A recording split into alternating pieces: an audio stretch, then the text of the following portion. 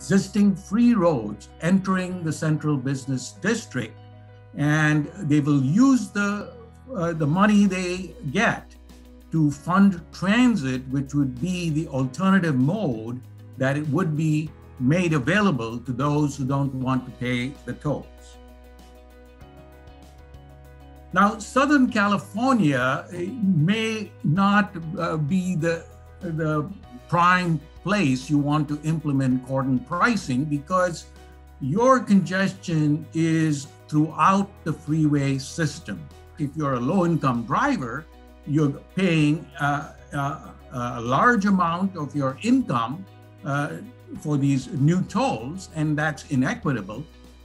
And if you don't want to pay the tolls, you divert to other facilities and cause congestion on those facilities, making the neighbors irate. We know that implementing transit and building transit, rail, for example, is a process that takes many years, costs many billions of dollars.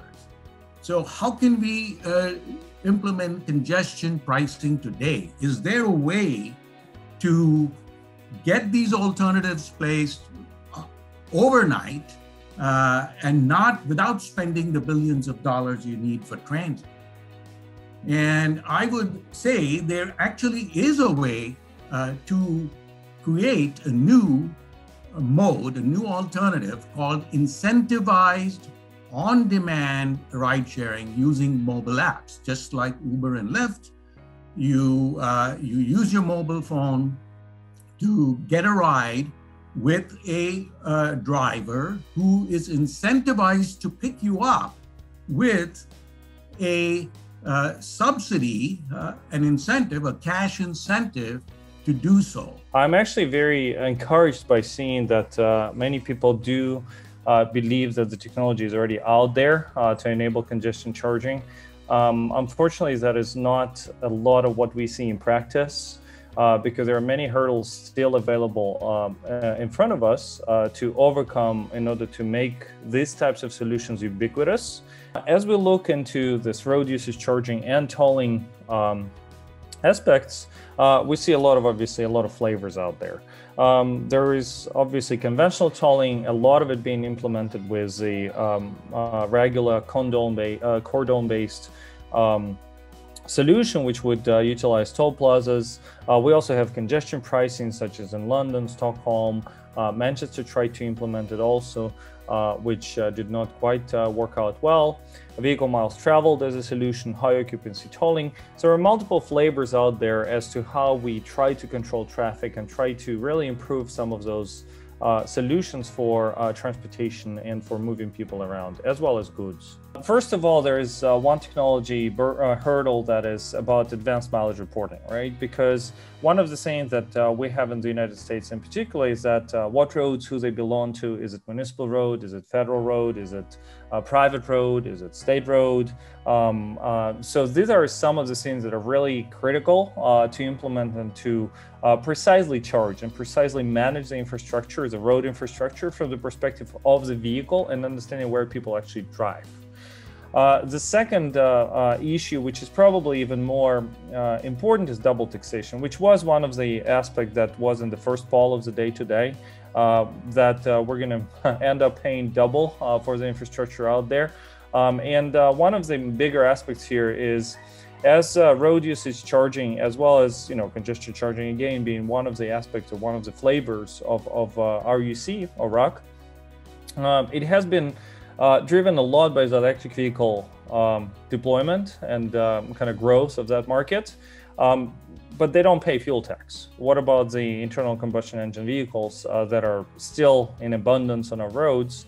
And therefore, it's very difficult to estimate what was the amount of fuel tax paid at the pump versus if we start paying for road usage. Looking at how do we deliver a mobility system that enables people to travel swiftly, easily throughout the LA County region, no matter where they want to go, when they want to travel. And obviously, that is a big vision in terms of mobility. And we recognize that this is just congestion pricing is one of multiple strategies that we will have to leverage and think about more comprehensively, and that there are multiple services, programs, and that our portfolio really needs to look at how do we deliver service in a way that can provide people with more options for seamless travel. For low-income households, that's actually a larger, substantial amount of their household budget dedicated to transportation, the productivity in terms of the time that people lose in traffic, and the freedom to be able to travel where they want to go, when they want to go. Our study is looking at getting to a pilot program that includes the use of congestion pricing to manage traffic, as well as provide additional transportation options, making the system work better and more effectively. And for a lot of programs that we've seen across the world, we know that there is probably some revenues that are going to be generated, and we want to look at how do we reinvest those net revenues back into the communities that are served or affected by a pilot program. But whether they want to drive, they want to take transit, they want to move and deliver goods, that they have better options to do so, and that they have a better experience in doing that. And that they have a variety of safe and reliable options for getting to where they need to go. They have better access to more jobs and opportunities. And that they have more time to spend on things that really matter to them instead of being stuck in gridlock, and ultimately to have cleaner air and lower carbon emissions. And so ultimately, that is our hope for the future, an alternative future that has better mobility for everyone. And the growth of the county is projected to be up to 3.433 million, which is an increase of 68%.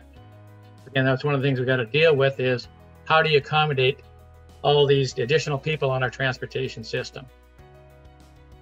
Do you build more lanes? Just keep building lanes, free lanes like we have been doing? Do you manage the system better, or do a combination of both? So we need to optimize our facilities. We can't build our way out of congestion.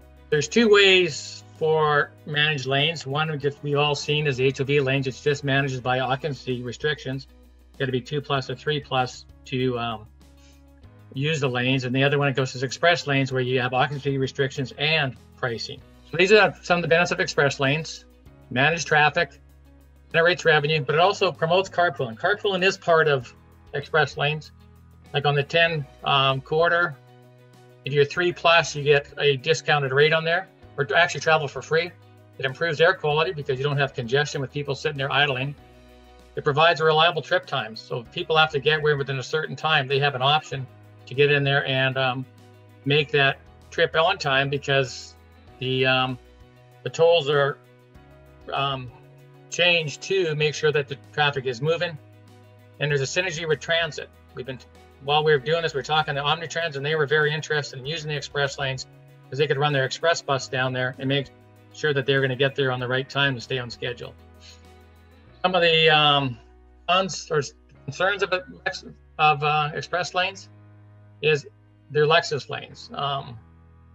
But equity studies have found that there's benefits for the low income, because the drive times in the general purpose lanes are better because people go over to express lanes, reducing the amount of demand for the general purpose lanes. So here in San Bernardino County, we're looking at 2 routes for the express lanes. They've actually been approved through an environmental process. And moving forward, as far as the SVC board proven to move forward with them, the first one being the I-10, which goes from LA County line to 4th Street in Redlands, a distance of 33 miles, which in current dollars has a cost of about $2.2 billion. The first part that's being designed and is now under construction is from the LA County line to the 15 freeway. On the I-15, it goes from the SR-60 up into Victorville in the high desert, a distance of approximately 35 miles, and a current estimated cost of about $2.6 billion. On the 15, one will tie into the Riverside County Express Lane project that is just being completed, that runs from the SR-91 up to the 60 freeway. And there'll be access on both these corridors, the 10 and the 15, about every 3 to 4 miles. So again, it was designed to serve the communities, not just to push people through the communities. So they've access, and it'll be a benefit to the communities that abut these 2 corridors.